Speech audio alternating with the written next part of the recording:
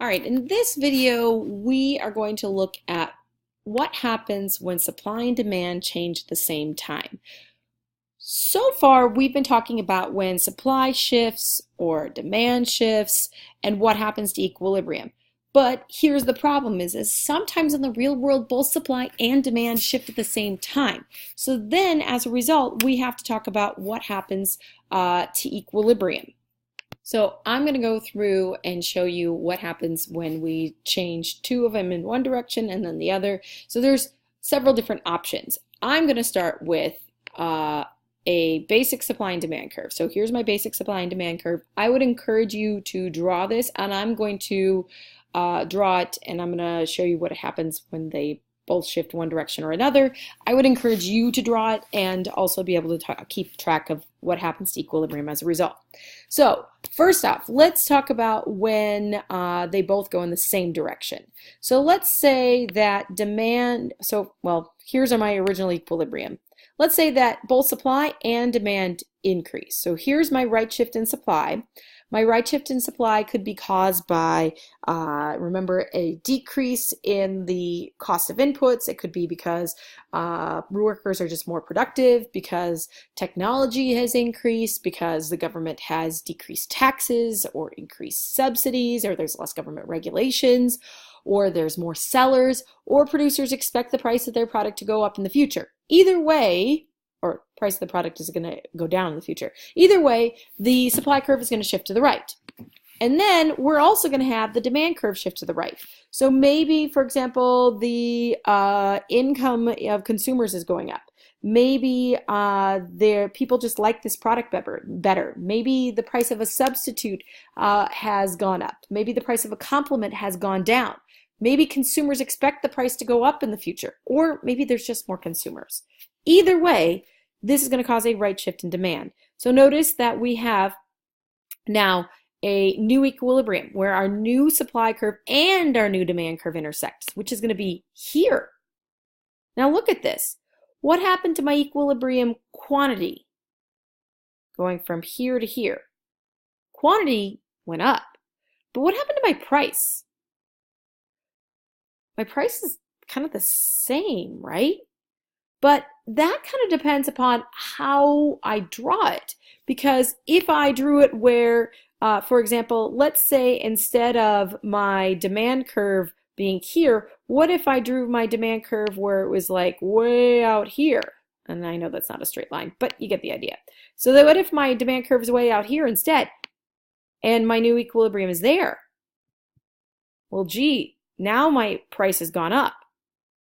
Or what if instead I have a demand curve that is down here? Again, not really a straight line. Still a right shift compared to my green line. But notice now here my equilibrium price is down. What am I trying to tell you? Well, when both curves shift at the same time, we know that in this case, when both curves increase at the same time, that the quantity is going to increase. But we don't know what happens to the price change. We don't know if the price is going up or if the price is going down. The reason being is that it depends on how much the supply and demand curve shifts by. If the demand curve shifts more than the supply curve, the price is going to go up. If the demand curve shifts less than the supply curve, the price is going to go down. So we don't know. So when we have both shifting at the same time, there's going to be either price or quantity that is going to be unknown. All right, so let's try a different scenario. So I'm going to take these off. And again, I would encourage you to draw a new graph that starts here. Here's our supply, here's our demand, here's original equilibrium. And now we're going to look at what if the supply and demand curves both shift to the left. So if that's the case, here's my left shift in supply. Here's my left shift in demand. Here's my new equilibrium. Which one do we know, price or quantity? Look at, from E1 to E3, my quantity went down. For sure, I know that. But the price is going to be unknown. Again, the price is going to be unknown because you don't know what is going to be the biggest shift. It could be the supply curve shifted more. It could be the demand curve shifted more. You just don't know. So when both demand and supply shift to the left, it's going to cause the quantity to decrease, but the price change to be unknown. And again, keep in mind is that we know what causes the supply curve and demand curve to move. I didn't go through that again. But you know what causes that to move. If they both move at the same time, that's what's going to happen. All right, so let's look at it when they kind of split the difference. And when one goes one direction, the other one goes the other direction. So what if, let's say, the supply curve shifts to the left. So maybe the cost of inputs have gone up, maybe there's less productivity, maybe technology is breaking down, maybe the government is collecting more in taxes, they're giving less in subsidies, maybe they have more government regulations, maybe their producers are expecting a higher price in the future, or maybe there's just less sellers, whatever. There's a left shift in supply. But then there's also a right shift in demand. So maybe consumers have more money. Maybe consumers like this product better. Maybe the price of a substitute has gone up. The price of a complement has gone down. Maybe there's just more consumers out there. Or maybe consumers are expecting a higher price in the future. Irregardless, there's a right shift in demand. And look at, now there's a new equilibrium. Which one do we know? Equilibrium price or equilibrium quantity? Going from E1 to E4. Look at the price we know is going up, but the quantity, I don't know, because right now the way I drew it, it looks the same, but the quantity could be more or less depending upon which is the bigger shift. So anytime the supply curve shifts to the left and demand curve shifts to the right, you're going to know that the price is going to increase, but the quantity is unknown.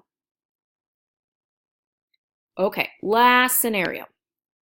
As you might imagine, supply is going to shift to the right. So maybe because the input prices are going to decrease, maybe the workers are more productive, technology is better, government's taxing less, giving more subsidies, less regulations, there's maybe more sellers, or maybe sellers are just expecting a lower price in the future. Irregardless, there's a right shift in supply.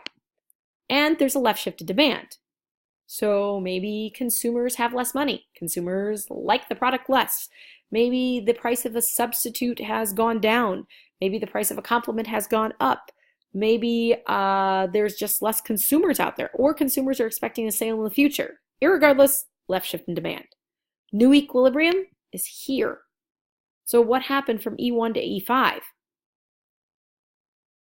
Oh, look it.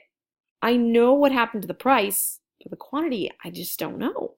So anytime the supply curve shifts to the right and the demand curve shifts to the left, you know the price is going to decrease, but the quantity change is unknown. I don't know because I don't know which is the bigger shift, the supply shift or the demand shift. No idea. Now, you're probably saying to yourself right now, oh my God, this is so much to remember. Hey, you don't have to memorize this, okay? If you actually know your factors that cause a change in supply and your factors that cause a change in demand, then all you have to do is draw the graph and you can figure it out, okay? Because one of them is going to be known, either price or quantity, and the other one is going to be unknown. There will be a question, multiple choice question on your quiz regarding this, so make sure you're prepared for that. All right. Last part that I want to talk about in this video is having to do with elasticity. How does elasticity impact equilibrium? So the first thing is that keep in mind we've talked about demand and supply elasticity. We're going to focus on demand elasticity. So first thing is that anytime there's an elastic demand curve plus a change in supply, it's going to cause a very small change in equilibrium price. Okay, what does that mean? Well, first of all, remember that elastic demand are going to be items that we are going to go and buy only if the price is right? We're going to be very sensitive to a change in price. So these are going to be things that you're going to go price shopping around for, price checking, making sure you get the best deal, right? And if you remember, we talked about things that are elastic demand are going to be things like electronics and cars and houses. We're going to go and price check around because those are things that are really expensive and there's a lot of different options out there. So we're going to price check around. So when you put an elastic demand curve, and I'm going to draw this and I would recommend you draw it, Here's my elastic demand curve. I know it's elastic because it's pretty much horizontal, so you're going to have to draw this exactly like that. So here's my elastic demand curve, and then here's my regular old supply curve.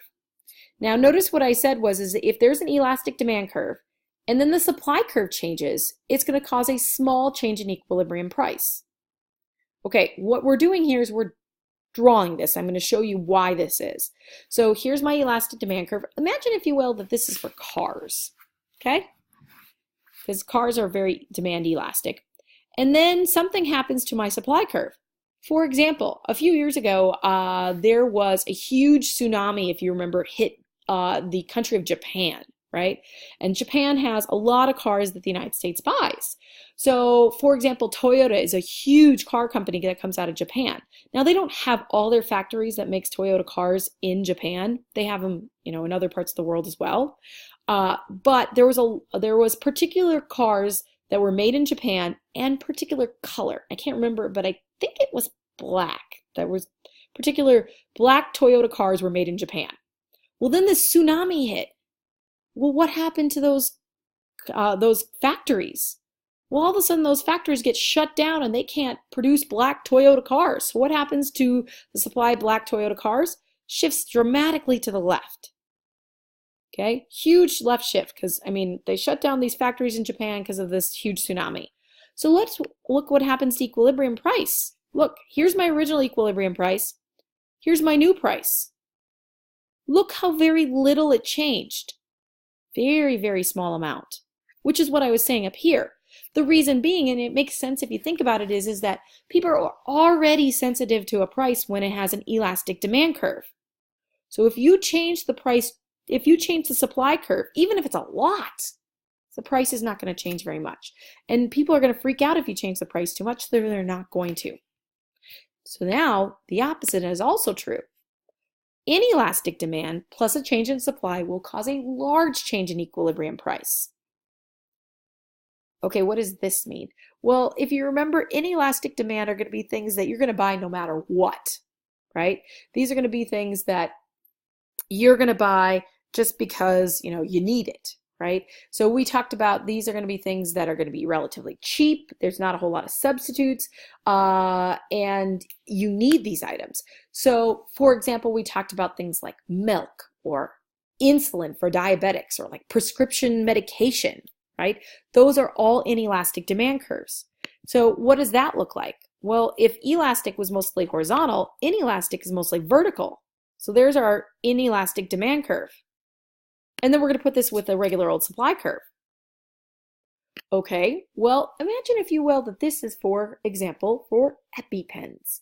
If you remember, for a long time, there was only one company that made EpiPens, right? So it was this huge decrease in the supply curve because there was only one company that made EpiPens. And demand for EpiPens is very inelastic. People are going to buy it no matter what because I need that EpiPen.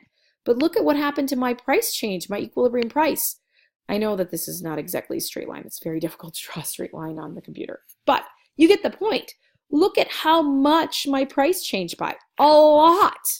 Again, this makes sense if you think about it, because we already said that inelastic demand is going to be where you're going to have to buy this no matter what. So it doesn't really matter what the price change is. You're going to buy it no matter what. So if the supply curve gets disrupted, the price is going to change dramatically and people are still going to buy it, right? They're going to complain about it, but they're going to buy it. All right, again, you will need to know this for your quiz, so please make sure that you remember what's elastic, what's inelastic, and if there's a change in supply, how much that impacts the price, the equilibrium price. All right, that's it for now. Please let me know if you have any questions.